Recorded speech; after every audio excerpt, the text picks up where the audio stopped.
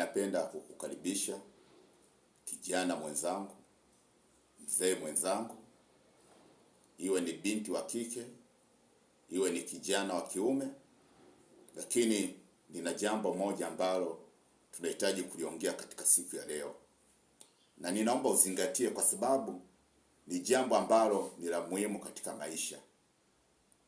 Ninachohitaji kukiongea ni kuhusu hatua za mawasiliano na ukaribu kati ya mwanamke na mwanaume, kuanzia mawasiliano ya mbali kabisa hadi ukaribu wa kimwili, wa kihisia. Hivi ni vitu ambavyo watu wengi tumevipitia, na hata vijana wengi tumepitia, na mabinti tumevipitia. Lakini pengine tuliweza kuingia tukiwa tufahamu, lakini kuna njia za kufanya mpaka kuja kufikia kwenye yale mahusiano halisi. Sasa kuna baadhi ya vitu ambavyo nitajaribu kuviongea, pengine vinaweza vikatusaidia. Kwanza unaweza ukajiuliza, ilikuwaje nikampenda huyu mtu?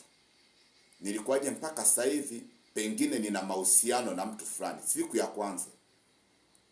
Ina maana kilicho kusababisha ukajikuta pengine uko katika mahusiano ilikuwa ni jicho kwa mwili.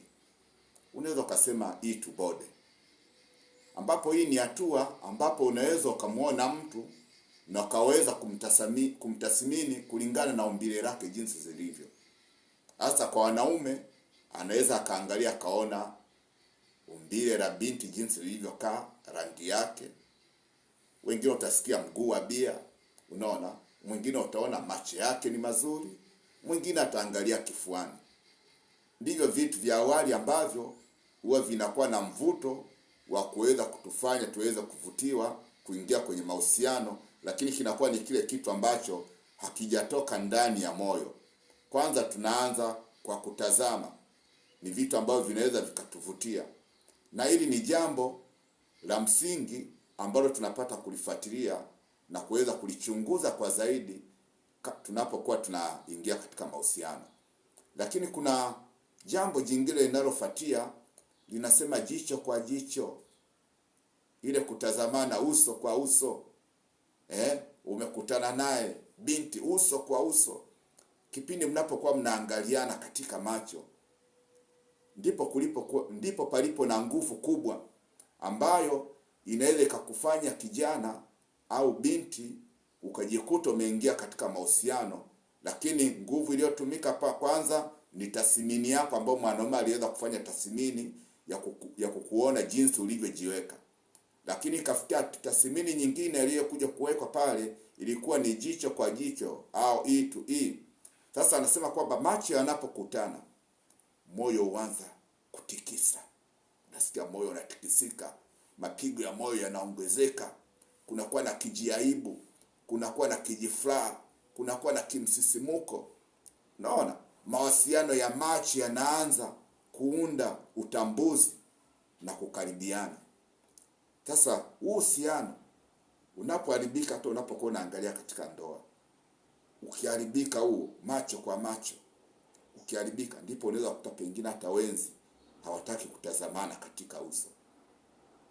Wanabaki kila mtu hata anapoongea hamtazami mwenzake usoni.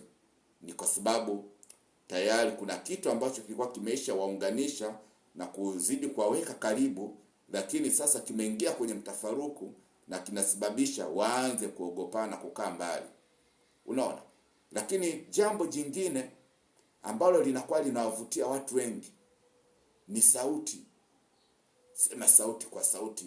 Baba ukitoa sauti, binti akitoa sauti na kutekenya ndani ya masikio yako, unasikia kuna hisia fulani zinazogonga ndani ya mwili wako. Unaona? Usipoangalia unajikuta ubaya tu. Ubaya ubwela unaibuka pale. Unaona? Sasa hii ni hatua ya mazungumzo ya kina.